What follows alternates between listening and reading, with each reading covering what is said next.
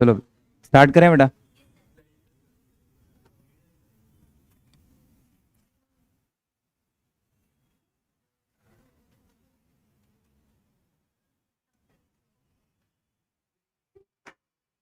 एक सेकंड।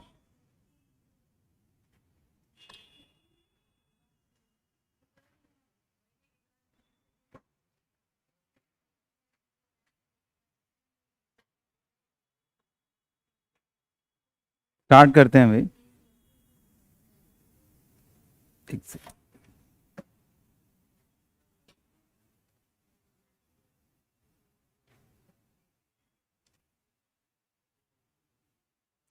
देखो हम लोग बात कर रहे थे ऑर्गेनिक कंपाउंड्स की एसिडिक नेचर के बारे में। किसके बारे में बात कर रहे थे? Acidic nature. एक बार थोड़ा सा रिवाइज करते हैं कि क्या कुछ किया था और कैसे किया था।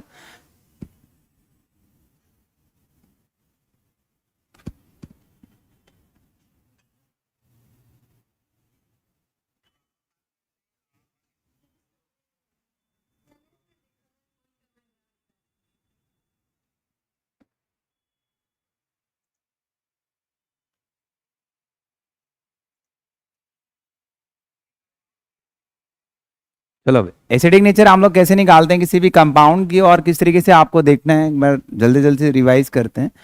तो मैंने आपको बताया था कि कभी भी आप किसी भी कंपाउंड की एसिडिक नेचर को कंपेयर करते हो, आपको क्या कंपेयर करना है बेटा? Acidic nature. तो मैंने आपको कहा था कि आप उस कंपाउंड की H positive ion donation tendency check कर लो। कोई भी सब्सटेंस एसिड कब होगा? जब वो H पॉजिटिव आयन क्या करता होगा? डोनेट करता होगा। तो H पॉजिटिव आयन डोनर को हम लोग नाम देके चलते थे क्या? एसिड। क्या नाम देके चलते थे? एसिड। क्लियर है क्या? जैसे आप लोग बात करते हैं, आपने कहा कि आपके पास कोई सब्सटेंस है HA, ये एसिड है या नहीं है, इसको हम लोग पता करते हैं। तो हम लोग यहां से क्या निकाल रहे हैं? H पॉजिटिव आयन, और क्या बाहर निकलेगा? A negative. कभी भी कोई एसिड एक H पॉजिटिव आयन देने के बाद, आपके पास कोई भी एसिड है क्या कर रहा है? एक H पॉजिटिव आयन डोनेट कर रहा है। तो जो आपके पास रिमेनिंग स्पीसीज है, उस रिमेनिंग स्पीसीज को एक नाम दिया गया था क्या? Conjugate base. क्या नाम दिया गया था? Conjugate base. तो यहाँ पे ए नेगेटिव आपका क्या होगा बेटा? Conjugate base. क्लियर है क्या? मैं आपसे कहता हूं जितना ज्यादा स्टेबलाइज आपका कॉन्जुगेट बेस होगा, उतना अच्छा आपका क्या होगा? एसिड होगा। ऐसा क्यों? क्योंकि उतने ज्यादा आपके पास क्या आ रहे होंगे बेटा? H positive ions. तो इसलिए आपने कहा कि जो आपकी एसिडिक नेचर है उसको आप कंपेयर कर सकते हो सर किससे? Directly relate with stability of conjugate base.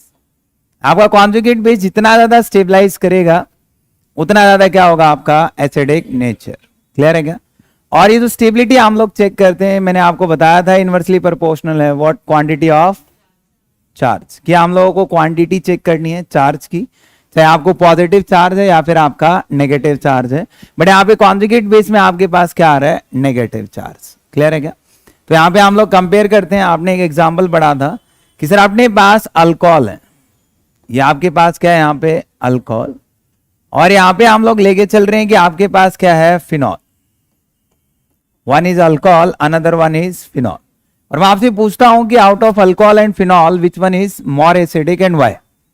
ऐसा क्वेश्चन आपसे पूछेगा, out of alcohol and phenol which one is more acidic and why? तो यहाँ पे हम लोग चेक करें सर, इसका कॉन्जुगेट बेस बनाते हैं। तो आपने इसका कॉन्जुगेट बेस बनाया तो आपके पास क्या मिला? O negative. यहां से एक H पॉजिटिव बाहर निकालेंगे तो आपके पास कॉन्जुगेट बेस क्या बनेगा बेटा? O negative. क्लियर है क्या? ये आपका कॉन्जुगेट बेस है किसका? अल्कोहल का। ये कॉन्जुगेट बेस किसका? फिनॉल का। अल्कोहल के कॉन्जुगेट बेस को आपने नाम दे दिया था क्या? अल्के ऑक्साइड। क्या नाम दिया गया था? और फिनॉल के कॉन्जुगेट बेस को क्या नाम दिया गया था? Phenoxide ion. क्लियर है क्या? अब यहाँ पे हम लोग चेक कर रहे हैं कि जो आपका फिनॉक्साइड आयन है वो 4 रेजोनेटिंग स्ट्रक्चर से क्या है बेटा? स्टेबलाइज्ड है। कितनी रेजोनेटिंग स्ट्रक्चर? 4।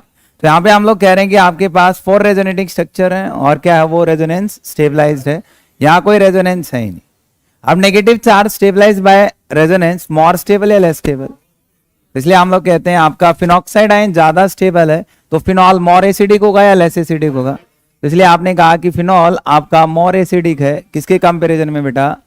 अल्कोहल के कंपैरिजन में। क्लियर है क्या? फिनॉल क्या आपका? मोर एसिडिक हो जाएगा। अब देखो यहाँ पे एक चीज और, मान लो इसी एसिड रिलेटेड आपसे 1-2 क्वेश्चन और पूछेगा। हम लोग इसको थोड़ा सा इक्विलिब्रियम के पॉइंट ऑफ व्यू से सोचते हैं, क्वेश्चन कैसे रिलेट करता है। आपने कहा कि आपके पास कोई HA है, HA कोई भी एसिड आपके पास हो सकता है। क्या हो सकता है बेटा? एसिड, तो मैंने इसको मान लिया ये आपका एसिड है, और ये एसिड ब्रेक डाउन हुआ H पॉजिटिव और A नेगेटिव में। देखो हम लोग ऐसे कहते हैं, जितने भी मैं आपको ये एसिड पढ़ा रहा हूं, all organic acids weak acid की कैटेगरी में डाले जाते हैं। किसी कैटेगरी में डालते हैं? जितने भी एसिड होते हैं सबके सब किसकी कैटेगरी में डालेंगे? Weak acid. Organic acid only, किसकी बात कर रहे हैं? Organic acid. तो यहां से हम, आपको पता है कि यहां से हम लोग के निकाल रहे हैं। के का मतलब क्या है? इक्विलिब्रियम में आपने पढ़ा है क्या? Ionisation constant. यहां पे हम लोग यूज करते हैं, ये आपका क्या आएगा? Ionisation constant. और इसी को हम लोग कह देते थे क्या? Dissociation constant. आयनाइजेशन कांस्टेंट या फिर डिसोसिएशन कांस्टेंट फॉर एसिड किसके बराबर आता था? प्रोडक्ट की कंसंट्रेशन, मतलब H पॉजिटिव आयन की कंसंट्रेशन, A माइनस की कंसंट्रेशन डिवाइड बाय HA की कंसंट्रेशन। सही है बेटा? A पॉजिटिव की कंसंट्रेशन, A नेगेटिव की कंसंट्रेशन डिवाइड बाय HA की कंसंट्रेशन। अब मेरे को बताओ, जितना ज्यादा आपका HA बढ़ेगा तो K की वैल्यू बढ़ेगी। तो क्या मैं कह सकता हूं कि आपका एसिडिक नेचर डायरेक्टली रिलेट करेगा? कई तरीके के क्वेश्चन पूछता है एसिडिक नेचर से, डायरेक्टली प्रोपोर्शनल टू Ka, भाई जितना ज्यादा K होगा, directly proportional to H positive ion concentration. Sir H positive ion की कॉन्सेंट्रेशन बढ़ेगी तो एसिडिक नेचर क्या होगी? बढ़ेगी। डायरेक्टली प्रोपोर्शनल आपका स्टेबिलिटी ऑफ कॉन्जुगेट बेस। इनमें से आपसे कुछ भी क्वेश्चन पूछ सकता है कि कॉन्जुगेट बेस किसका स्टेबलाइज होगा, ये क्वेश्चन आ सकता है। कौन ज्यादा H पॉजिटिव आयन डोनेट करेगा, या H पॉजिटिव आयन डोनर का ऑर्डर रेंज करो। सेकंड क्वेश्चन वही है। अब वो कहेगा कि Ka का ऑर्डर क्या है, आयनाइजेशन कांस्टेंट या डिसोसिएशन का कांस्टेंट का ऑर्डर रेंज करो। क्लियर है क्या? बट हम लोग को एक चीज और पता है कि आपके पास जो pKa आता है, क्या आता है? pKa आयनिक इक्विलिब्रियम में आपने डील किया है, बराबर होता है negative log of Ka। K की वैल्यू बढ़ेगी तो pK क्या हो जाता है? कम हो जाता है। तो higher value of pKa lower will be the acidic nature. pK की वैल्यू जितनी ज्यादा बढ़ेगी, एसिड क्या होगा उतना वीक या स्ट्रॉन्ग? वीक। क्लियर है क्या? उसकी स्ट्रेंथ हम लोग बात करेंगे उतनी क्या होगी? कम होगी। pK आपका पावर ऑफ K, तो यहां पे हम लोग सॉल्व कर रहे हैं तो नेगेटिव लॉग ऑफ K। जैसे आपने pH निकाला था तो pH किसके बराबर होता था? pH equal to minus log of H positive ion concentration. ऐसे हम लोग आइडेंटिफाई करके सॉल्व कर रहे थे। राइट बेटा? कर पाएंगे? कोई प्रॉब्लम? तो आपको इनमें से किसी का भी ऑर्डर आपसे पूछता है, pK का ऑर्डर देके आपसे एसिडिक नेचर पूछ सकता है, K का ऑर्डर आपसे पूछ सकता है, H पॉजिटिव आयन का ऑर्डर आपसे पूछ सकता है, या फिर हम लोग बात कर सकते हैं क्या? स्टेबिलिटी ऑफ कॉन्जुगेट बेस का ऑर्डर आपसे पूछ सकता है। क्लियर है क्या? नेक्स्ट हम लोग बात करते हैं। देखो लिखो एक बार, इसको चेक करते हैं।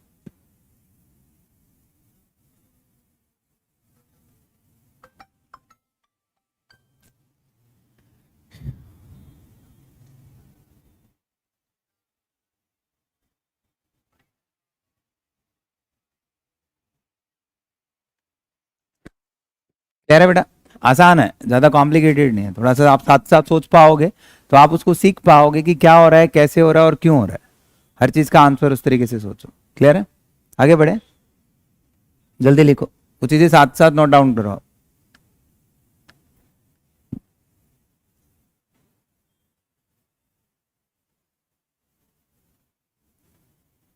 हो गया? चलो आगे बात करते हैं। यहाँ पे हम लोग मॉलिक्यूल लेते हैं, नेक्स्ट एग्जांपल लेते हैं। हम लोग ना एसिडिक नेचर को कंपेयर करते हैं। लाइक मैं फिनॉल में भी अलग अलग ग्रुप्स को इंट्रोड्यूस कर सकता हूं। जैसे फॉर एग्जांपल आपके पास एक मॉलिक्यूल है, ये आपका फिनॉल है, राइट भाई?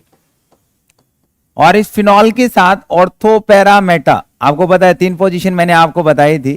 किसी भी पोजीशन पे इलेक्ट्रॉन विड्रॉइंग ग्रुप लगा देते हैं सर।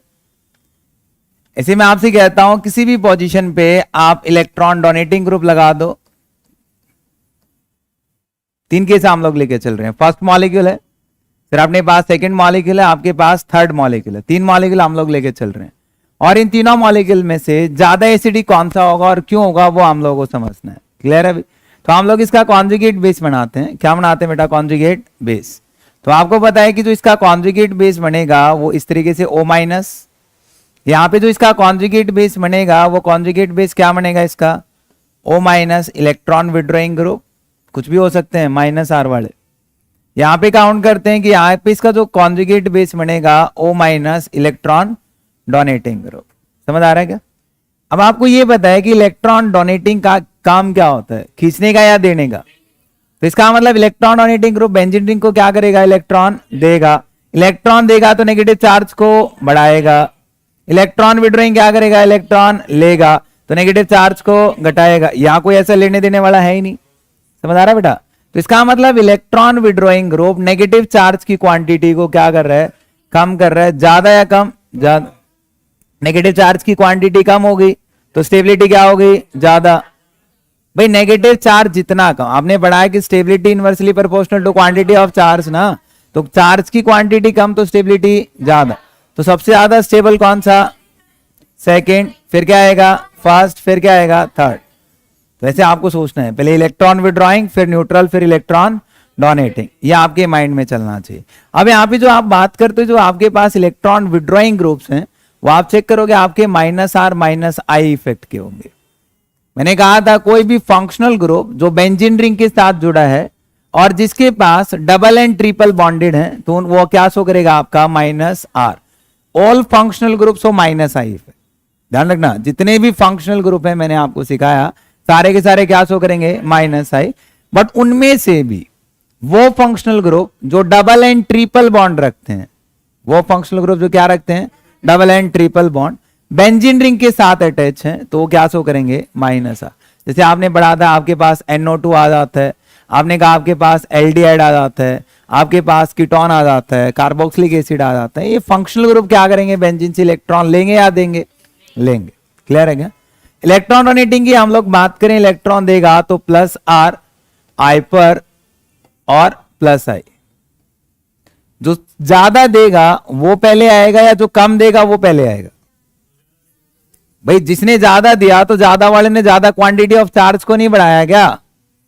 भाई जो जितना कम इलेक्ट्रॉन देगा उतना ज्यादा स्टेबलाइज रखेगा।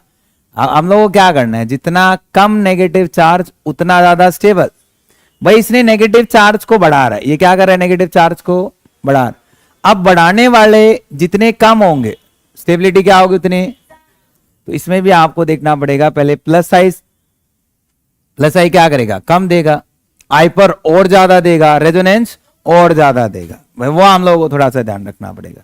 और +R भी कौन से, ऐसे फंक्शनल ग्रुप जो क्या करते हैं बेटा, जिनके पास क्या हो, लोन पेयर ऑफ इलेक्ट्रॉन्स, क्या हो, लोन पेयर ऑफ इलेक्ट्रॉन, वो सारे के सारे इस कैटेगरी में डाले जाते हैं। राइट, हो जाएगा।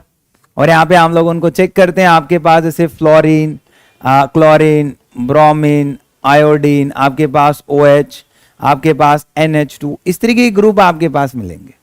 क्लियर है, चेक करें, समझ पाओगे कि क्या होता है, कैसे होता है, एग्जाम्पल लेके। तो यहाँ पे हम लोग एग्जाम्पल ले रहे हैं, एक मॉलिक्यूल कंसिडर करते हैं एग्जाम्पल से। मॉलिक्यूल आपके पास यहाँ पे हम लोग डाल रहे हैं बेटा फिनॉल। नेक्स्ट मॉलिक्यूल में हम लोग ले लेते हैं यहाँ पे OH CH3। फिर मॉलिक्यूल आपने लिया यहाँ पे OH CH3। फिर यहाँ पे हम लोग मॉलिक्यूल ले रहे हैं यहाँ पे OH और यहाँ पे क्या आएगा, CH3। ऐसे हम लोग काउंट करके चल रहे हैं। तो बताओ बेटा किसका क्या ऑर्डर आएगा और क्यों आएगा। आपके पास इस इतना पोर्शन तो सब में कॉमन है ना, क्या वेरी कर रहा है, CH3। और CH3 में भी क्या वेरी कर रहा है, उसकी पोजीशन क्या वेरी कर रही है उसकी। तो यहां पे हम लोग इस CH3 को डिफाइन करते हैं। तो CH3 इलेक्ट्रॉन डोनेटिंग होगा या इलेक्ट्रॉन विड्रॉइंग होगा, पहले तो ये मुझे ये बताओ।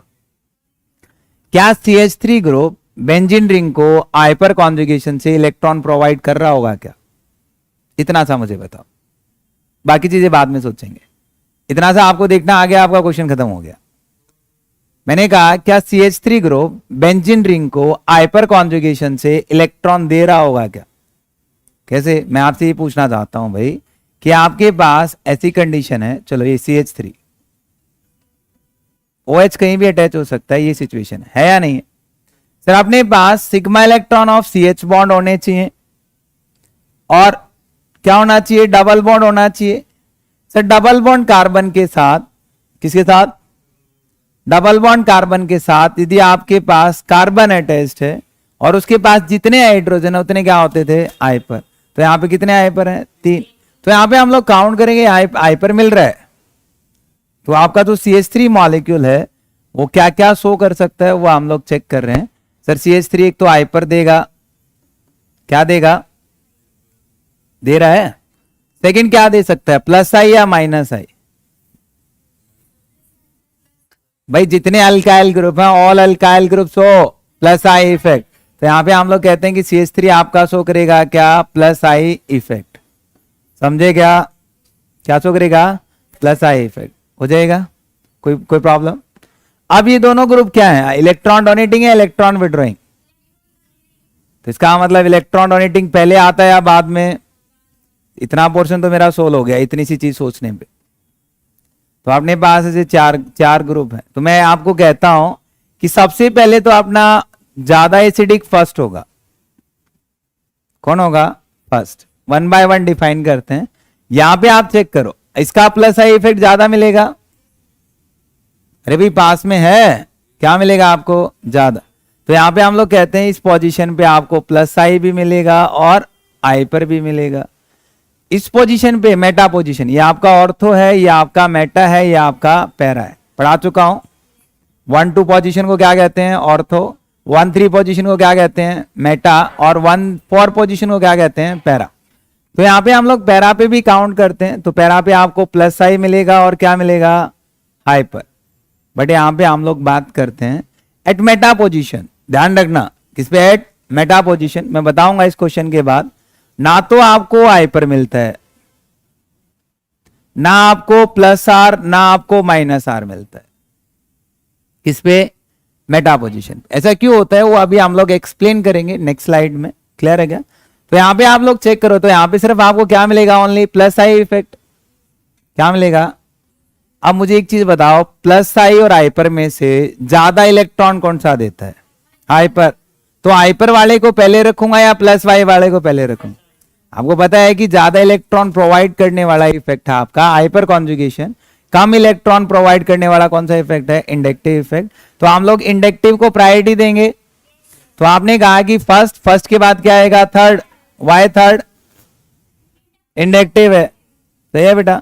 सर यहां भी हाइपर है, यहां भी हाइपर है। आप क्या देखें, सेकंड मॉलिक्यूल में भी हाइपर है, फोर्थ मॉलिक्यूल में भी हाइपर है। कुछ तो करना पड़ेगा, क्या करें, क्या देखें यहां पे, इंडक्टिव है। भाई हाइपर से डिसाइड नहीं कर रहा है, किससे डिसाइड कर पाऊंगा, हाइपर तो दोनों में 3-3 है। यहां पे इंडक्टिव, यहां भी इंडक्टिव, यहां भी प्लस है, यहां भी प्लस है। बट आपको पढ़ाया गया था कि इंडक्टिव इफेक्ट डिस्टेंस के साथ वेरी करता है। पढ़ाया गया था, नहीं पढ़ाया गया था? सर जितना पास में होगा उतने इलेक्ट्रॉन देगा, जितना दूर होगा उतने कम इलेक्ट्रॉन देगा। यहां पे इलेक्ट्रॉन देने की पावर डिस्टेंस के साथ कम हो जाती है। यहां डिस्टेंस कम है तो पावर क्या होगी, ज्यादा। यहां डिस्टेंस ज्यादा है तो पावर क्या होगी, कम। तो इसका मतलब फिर क्या आएगा, सेकंड, फिर क्या आएगा, फोर्थ। ऐसे हम लोग चेक कर पा रहे हैं। ये आपका किसका ऑर्डर आ जाता है, एसिडिक नेचर का। समझ आया मैं क्या कह रहा हूं? भाई हम लोग को अरेंज करना है। देखो आपके पास ऐसे बहुत सारे मॉलिक्यूल्स आएंगे, उन मॉलिक्यूल्स में आपको सोचना पड़ेगा कि इनके साथ मतलब इलेक्ट्रॉन, हाँ फर्स्ट पहले फोर्थ, भाई पहले फोर्थ, पहले आपका आएगा फोर्थ, फोर्थ के बाद क्या आएगा, सेकंड। क्लियर है क्या? क्योंकि कम देगा इलेक्ट्रॉन देने की पावर हम लोग चेक कर रहे हैं। क्लियर है क्या? आपको क्या करना है, कभी भी मैंने आपको बताया, आप नेगेटिव चार्ज को चेक कर रहे हो, पहले आप माइनस आर देखोगे, फिर माइनस आई, फिर क्या देखना है बेटा, प्लस आई, प्लस आई के बाद हाइपर के बाद प्लस आर।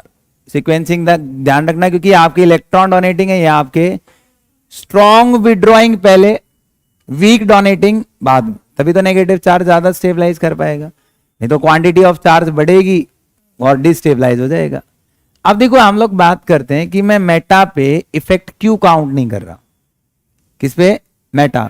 मैंने आपको कहा कि मैं मेटा पोजीशन पे, हम लोग मेटा को ले रहे हैं, ठीक है भाई। किस पे, एट मेटा पोजीशन।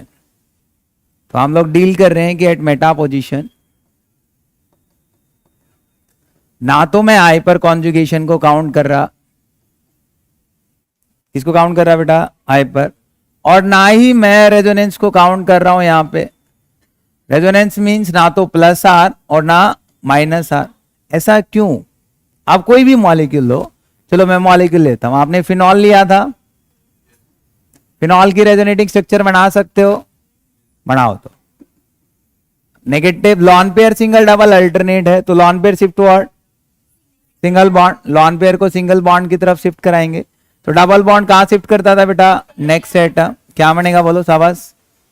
मैंने पढ़ाया आपको, जो बॉन्ड जैसे हैं उन बॉन्ड को एज इट इज पुट करते चलो, सही है।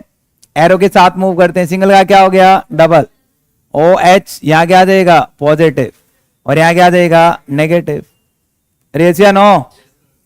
अब negative single double again alternate है, तो negative charge shift toward single bond, और double bond shift toward next set. तो क्या बनेगा बोलना भाई, जो बॉन्ड जैसे हैं सर उन बॉन्ड को ना पहले एज इट इज रख दीजिए, उसके बाद ये इधर शिफ्ट होगा तो यहाँ क्या आएगा, नेगेटिव चार्ज। सिंगल का क्या हो जाएगा, double. Again negative single double alternate है क्या, आपको कुछ दिखेगा यहाँ पे, हम लोग 2-3 बार बना चुके हैं इन स्ट्रक्चर्स को। तो बोलो क्या बनेगा, जो बॉन्ड जैसे थे उन बॉन्ड को एज इट इज पुट किया गया, सही है क्या। सिंगल का क्या हो गया, डबल, यहाँ क्या आ जाएगा, नेगेटिव चार्ज। अरे ऐसे या नो बेटा। Again negative single double alternate है क्या, तो आपने जहां से स्टार्ट किया था वहीं पे एंड हो गया। क्लियर है। अब मुझे एक चीज बताओ, आपका नेगेटिव चार्ज कौन कौन सी कार्बन पे आ रहा है, या तो ऑर्थो पोजीशन पे आ रहा है या फिर पैरा पोजीशन पे आ रहा है, या तो ऑर्थो या फिर पैरा आपका नेगेटिव चार्ज आ रहा है। अब यहां पे कोई ग्रुप मेटा पोजीशन पे लगा देता हूं, किस पे लगा देता हूं, मेटा पोजीशन पे। चलो आपने कहा कि ऐसे मेटा पोजीशन पे कोई ग्रुप है, इसके रिस्पेक्ट कुछ भी लगा देते हैं, चलो CH3 लगाया, क्या इसका कोई इंपैक्ट आएगा भाई। यहां तो कोई नेगेटिव चार्ज होता तब तो वो उसको डोनेट कर रहा होता या ले रहा होता, या यहाँ पे कोई नेगेटिव चार्ज होता और यहाँ पे हम लोग बात करते हैं कि आपके पास ऐसे कोई NO2 ग्रुप होता तो नेगेटिव रेजोनेंस में चला जाता। बट मेटा पे ऐसा कुछ भी नहीं है, बट ऑर्थो पे है, पैरा पे है।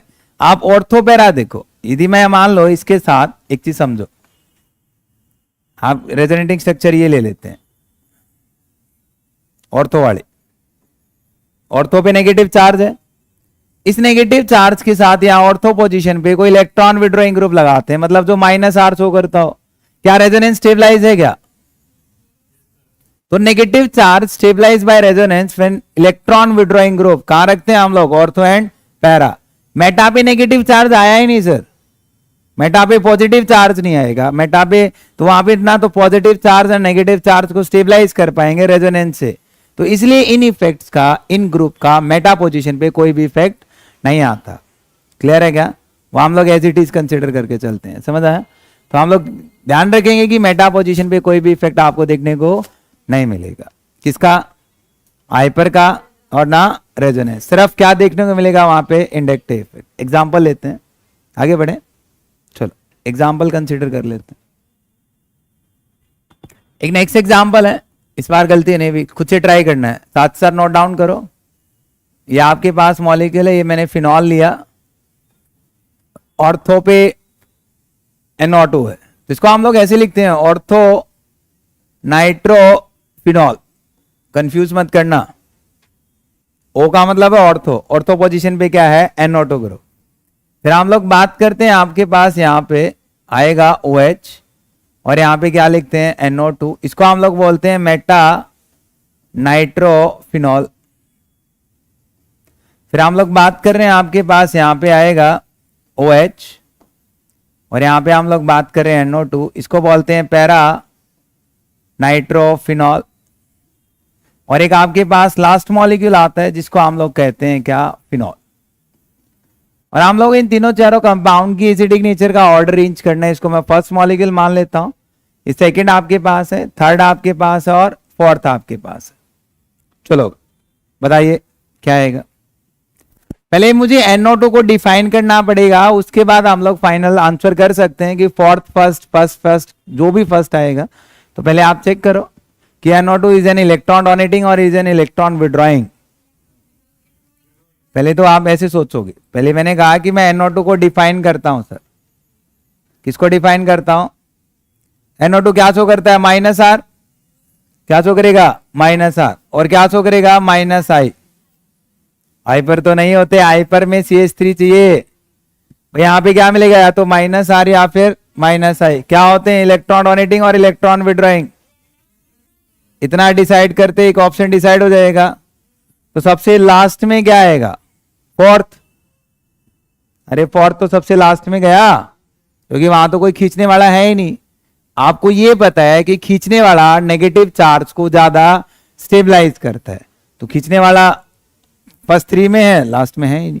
यहां काउंट करो NO2 का क्या क्या इफेक्ट आपको मिलेगा, -R मिलेगा और -I मिलेगा। -I कैसे मिल रहा है? अरे कार्बन और नाइट्रोजन है बेटा, और -I का मतलब क्या है? अरे इंडक्टिव इफेक्ट क्या पढ़ाया गया था? Partial displacement of sigma electrons towards more electronegative. तो out of carbon and nitrogen which one is more electronegative? Nitrogen. तो इसलिए इलेक्ट्रॉन खींच रहा है, तो -I या +I? -I। यहां काउंट करो, यहां पे सिर्फ आपको क्या मिलेगा? -I। रेजोनेंस मिलेगा क्या? सही है क्या? यहां पे काउंट करते हैं, आपको -R भी मिलेगा और -I भी मिलेगा। अब देखो -R वाला पहले आएंगे या -I वाले पहले आएंगे?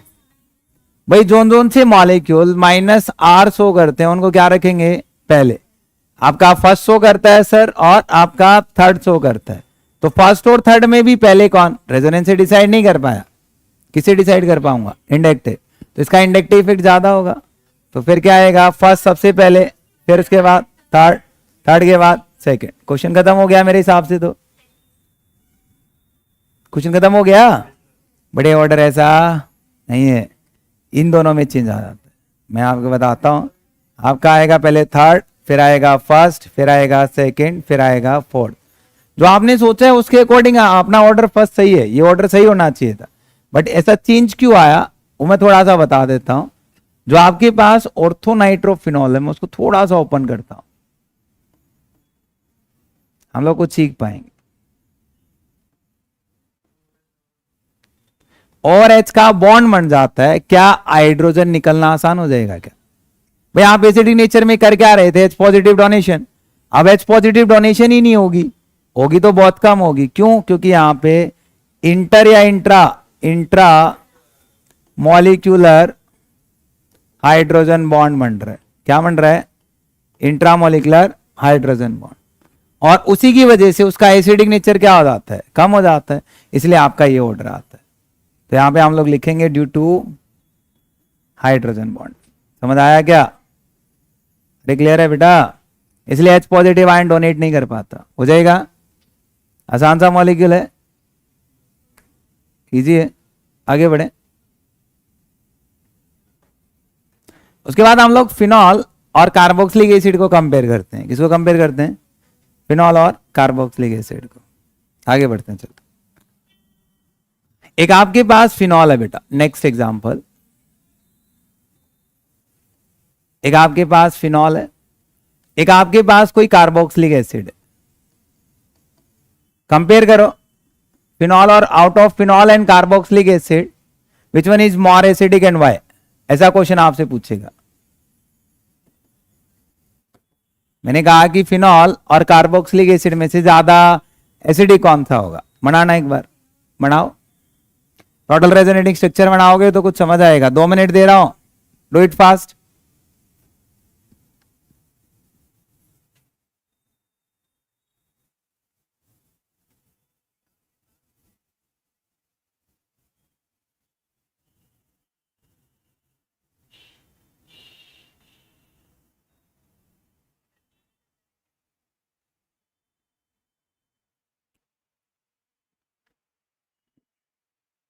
वाह, सबसे पहले क्या करते थे? क्या बनाना है?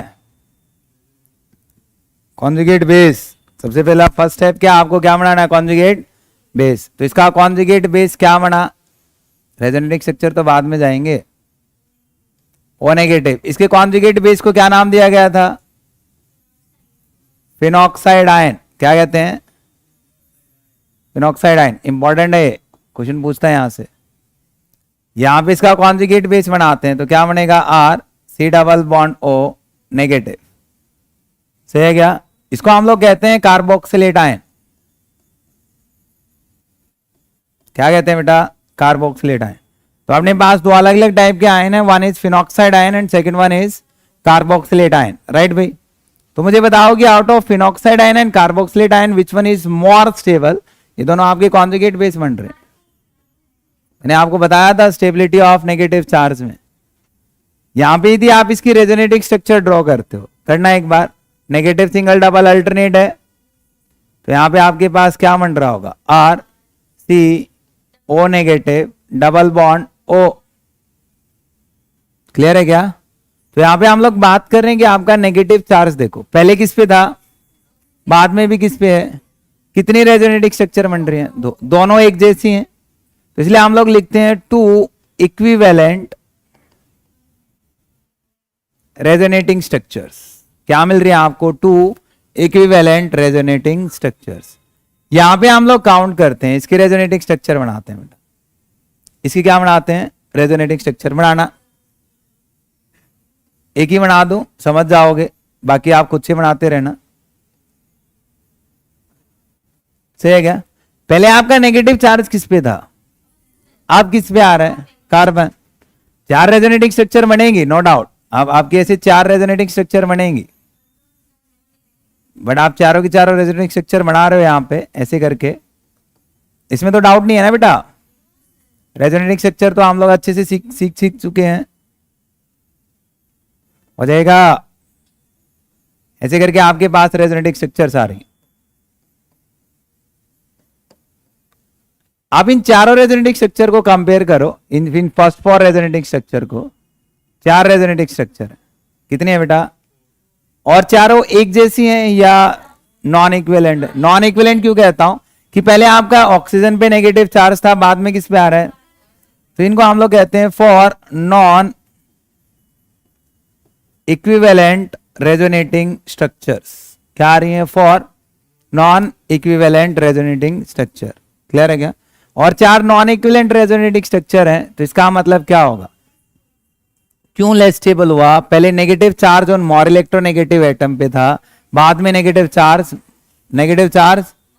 लेस इलेक्ट्रोनेगेटिव, इसीलिए आपका फिनॉक्साइड आयन लेस स्टेबल होता है, और जो कार्बोक्सिलेट आयन्स हैं आपके क्या होते हैं, मोर स्टेबल होते हैं। ये क्वेश्चन पूछ चुका है,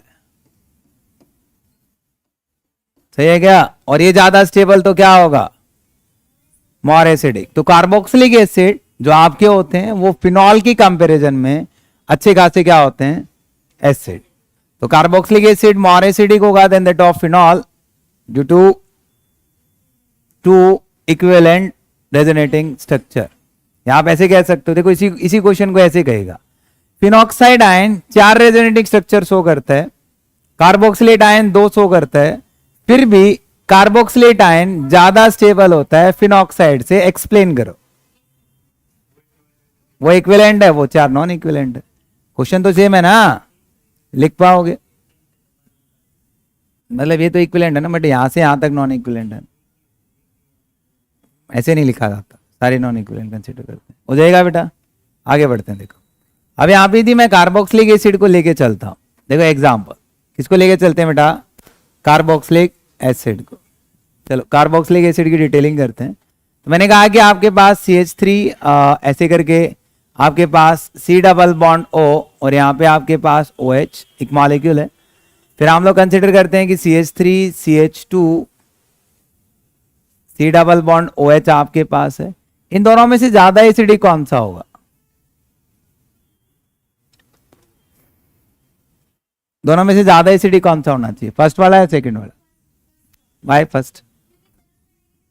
देखो यहां पे ये इलेक्ट्रॉन देगा, और देगा तो नेगेटिव चार्ज को बढ़ाएगा, और इसका जो प्लस आई इफेक्ट है वो ज्यादा होगा, और यहां देने वाला सिर्फ एक ही है। बढ़ा तो ये भी रहा है बट कम बढ़ा रहा है, इसलिए नेगेटिव चार्ज जितना कम होगा स्टेबिलिटी उतनी ज्यादा होगी, और एसिडिक नेचर उतनी ज्यादा मिलेगी। क्लियर है बेटा? देखो एग्जाम्पल और ले लेते हैं।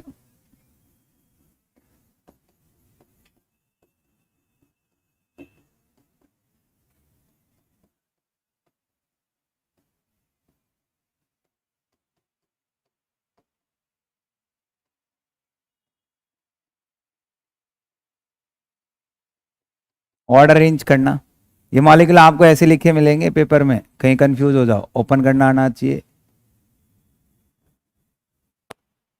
सही है क्या? मतलब इस कार्बन के साथ तीन ग्रुप जुड़े हुए हैं। क्लियर है क्या? बताना। मान लो हम लोग फर्स्ट, सेकेंड और थर्ड को कंपेयर करते हैं, तो सबसे ज्यादा एसिडिक कौन सा होगा? वही कॉन्जुगेट बेस बार बार बनाने की रिक्वायरमेंट नहीं है, तो यहाँ इलेक्ट्रॉन दे रहा होगा, ये कार्बन आगे इलेक्ट्रॉन दे रही होगी, यहां देने वाले कितने हो गए? 2, यहां देने वाले कितने हो गए? 3। तो नेगेटिव चार्ज को ये बढ़ा रहा है बट इसके कंपैरिजन में, और ये भी बढ़ा रहा है। और जितना ज्यादा नेगेटिव चार्ज बढ़ेगा तो स्टेबिलिटी उतनी कम हो जाएगी, और स्टेबिलिटी जितनी कम हो जाएगी तो एसिडिक में, इसलिए हम लोग कहते हैं फर्स्ट, सेकंड और थर्ड। इन्हीं क्वेश्चंस को चेंज कर देते हैं। चेंज कैसे? मैं यहां पे F लगा देता हूं, F CH2 COOH, carboxylic acid लेके चल रहे हैं। यहां पे मैं लगा रहा हूं CH F2, F2 का मतलब 2 फ्लोरीन लेके चल रहे हैं, COH। फिर हम लोग लगा रहे हैं यहां पे F3 और COH, ऐसे हम लोग काउंट कर रहे हैं। बताओ, तो यहां पे आप काउंट करोगे, इसको ओपन करते हो तो F F F, और यहां आपके पास क्या आएगा? C double bond OH। अब यहां पे आप एक चीज सोच रहे हो, number of electron withdrawing group बढ़ रहे हैं क्या? Number of electron withdrawing group बढ़ रहे हैं क्या? सही है। और number of electron withdrawing group, number of electron withdrawing group बढ़ेंगे तो क्या होगा? अरे number of electron withdrawing group बढ़ेंगे तो क्या होगा? स्टेबिलिटी ज्यादा होगी या कम होगी? क्योंकि नेगेटिव चार्ज की क्वांटिटी, यहां क्वांटिटी कम होगी बट इसके कंपैरिजन में थोड़ी कम होगी यहां पे, और नेगेटिव चार्ज की क्वांटिटी जितनी कम उतनी ज्यादा। क्लियर है? कर पाओगे? क्लास यहां तक फिनिश करते हैं बेटा, बाकी नेक्स्ट क्लास में कंटिन्यू करते हैं। क्लियर है?